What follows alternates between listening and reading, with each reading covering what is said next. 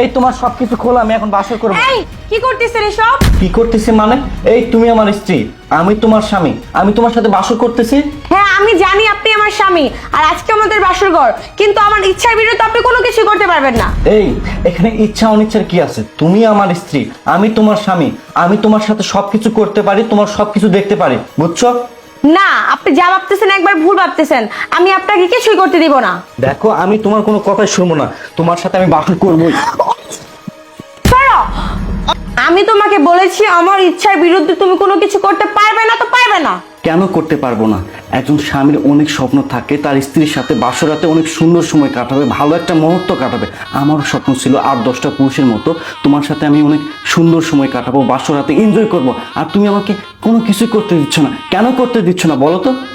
আমি জানি আপনি আমার স্বামী, আর বাসর ঘরের প্রত্যেকটা পুরুষেরই শখ থাকে তার বউর সাথে সবকিছু করবে। আমিও আপনার সাথে সবকিছু করব, কিন্তু আমার একটা শর্ত আছে। শোনো লক্ষ্মী বউ আমার, তোমার একটা না 100টা শর্ত আমি মানতে আছি, তবে তার আগে আমরা বাসর করি প্লিজ।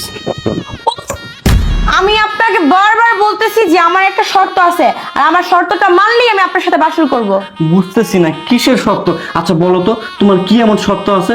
শর্তটা হচ্ছে বিয়েতে যে আপনার সাথে আমার 10 লক্ষ টাকা কাবিন হয়েছে, শরীয়ত মতে এই 10 লক্ষ টাকা কাবিন আপনি আমাকে দিয়ে আমাকে স্পর্শ করতে পারবেন, এর আগে পারবেন না।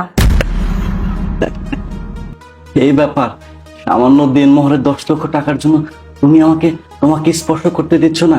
আরে টাকা তো আমি তোমাকে পরেও দিতে পারবো, কিন্তু এই সুন্দর সময় যদি চলে যায় এটা তো আর আমরা ফেরত পাবো না। চলো এই সুন্দর সময়টা আমরা উপভোগ করি।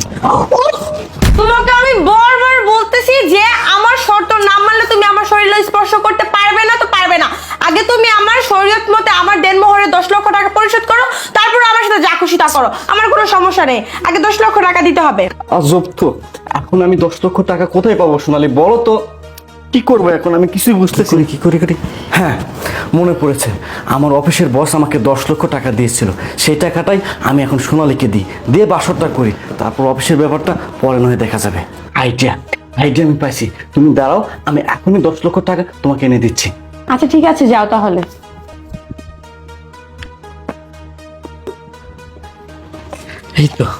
এই তো আমার টাকা, এই টাকার জন্য আমি বাসর করতে পারতেছি না। এখানে 10 লক্ষ টাকা আছে, তাই এটা বউকে দিয়ে বাসর করি। বউ লক্ষ্মী, এই যে 10 লক্ষ টাকা তোমার দেনমোহরে, এখন আমাকে বাসর করতে দাও না প্লিজ। আচ্ছা দাঁড়াও, 10 লক্ষ টাকা এগুলো তুমি আমার জন্য নিয়ে আসছো? হ্যাঁ তোমার জন্য। আচ্ছা ঠিক আছে যান, তাহলে আমিও তোমার সাথে বাসর করব, ঠিক আছে? কিন্তু দাঁড়াও, তোমার জন্য একটা সারপ্রাইজ আছে। আবার কিসের সারপ্রাইজ? তুমি জানো না আমার ধৈর্য খুব কম। হ্যাঁ আমি বুঝতে পারছি, আর এতটা সময় তুমি অপেক্ষা করেছো, আর একটা মিনিট অপেক্ষা করো, আমি তোমার সাথে খুব সুন্দর করে বাসর করব। কিন্তু যা করবা তাড়াতাড়ি করবা। আচ্ছা ঠিক আছে, তাহলে সারপ্রাইজের জন্য চোখটা বাঁধতে হবে। আর তুমি আমায় বলছিলা না যে প্রত্যেকটা পুরুষের জীবনে একটা শখ থাকে, এই রাতে অনেক কিছু করবে, আর তোমার সাথে এরকম কিছু আমি করব না যে তুমি সারা জীবন মনে রাখবে, ঠিক আছে? এই কারণে শোনো তো, চোখটা বাঁধতে হবে, বুঝছো জান? আজকে তোমার সাথে আমি এরকম সুন্দর করে বাসর করব না, তুমি সারা জীবনও বলতে পারবে না, সারা জীবন আমার কথা মনে রাখবে, এই দিনটার কথা মনে রাখবে।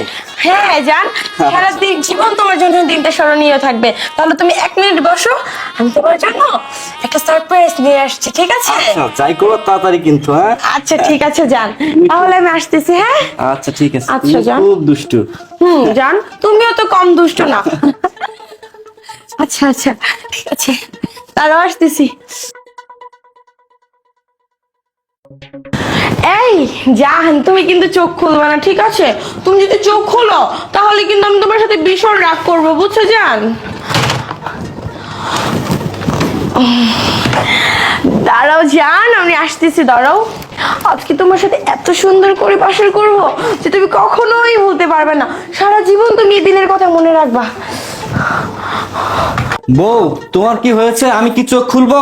আরে জাহান, একটু ওয়েট করো না, তুমি কি জানো না যে ধৈর্যের ফল মিষ্টি হয়? আর আজকে আমি তোমাকে এমন সুখ দিব যে তুমি কখনোই ভুলতে পারবে না। 1 মিনিট ওয়েট করে যান। প্লিজ তাড়াতাড়ি আসো না, প্লিজ আমাকে একটু সুখ দাও প্লিজ। সোনালি কি ব্যাপার, কথা বলতেছো না কেন? এই তুমি কি আমার সাথে মজা করতেছো? দেখো মজা কিন্তু আমার একদম পছন্দ না। সোনালি সোনালি, সোনালি, এই আমি কিন্তু চোখ খুলে ফেললাম।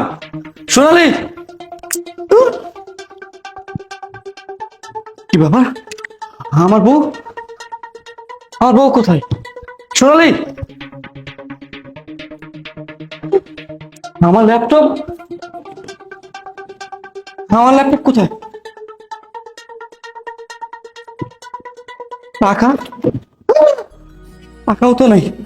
তার মানে টাকা পয়সা নিয়ে, আমার ল্যাপটপ নিয়ে, মোবাইল নিয়ে সে কি পালিয়ে গেল নাকি? না, আমাকে এখন দেখতে হবে, যাই। বাবা, জন্মের বাঁচে বেঁচে গেছি, কিন্তু এইবার ধান্দাটা করে খুব লাভ হয়েছে।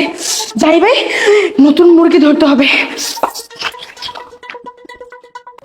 কিরে, নতুন বউ, হাতে এতগুলো টাকা, আবার ল্যাপটপ, দুইটা ফোন, কই যাইতেছে? হ্যাঁ, দেখ জেনে যাবে। যাক যাক, আমার মতো আমি যাই। কি হয়েছে ভাই? ভাই একটু আগে কি একটা নতুন বউকে যেতে দেখলেন এই পথ দিয়ে? হ্যাঁ হ্যাঁ হ্যাঁ, একটা বউকে দেখলাম যে হাতে অনেকগুলো টাকা, দুইটা ফোন আর ল্যাপটপ নিয়ে এদিকে যাইতেছিল। এটা কি আপনারই বউ? হ্যাঁ ভাই, আসলে সে একজন প্রতারক ছিল। আমার টাকা পয়সা, ল্যাপটপ, ফোন সব কিছু নিয়ে পালিয়ে গেছে ভাই। আরে ভাই, আপনি কি বিয়ে করছেন কি ভাই, প্রেম করে নাকি ফ্যামিলিগত ভাবে বিয়ে করছেন ভাই? ভাই প্রেম করে তোর নাম্বারে পরিচয়। এটাই তো ভাই আপনাদের বড় ভুল, বুঝছেন? আজকাল আপনাদের মতো ছেলেরা এরকম কিছু কিছু মেয়েদেরকে বিশ্বাস করে করে এরকম বিয়ে শাদী করে, ঠিক এরকম দেখবেন সবকিছু হাতিয়ে নিয়ে চলে যায়। এসব ভুল কখনো করবেন না ভাই, বুঝছেন? ভাই এখন আমি কি করবো, আমাকে একটা পরামর্শ দেন না ভাই। এখন আপনি একটা কাজ করেন ভাই, আপনি দ্রুত যান, গেলে হয়তো বা ধরতে পারবেন। আর দারোয়ান আছে, দারোয়ানকে জিজ্ঞেস করবেন যে কোন দিকে গেছে। যান, আপনি তাড়াতাড়ি যান, দেরি করিয়েন না। আচ্ছা ঠিক আছে ভাই, ঠিক আছে। কি যে করে না এসব, আল্লাহ।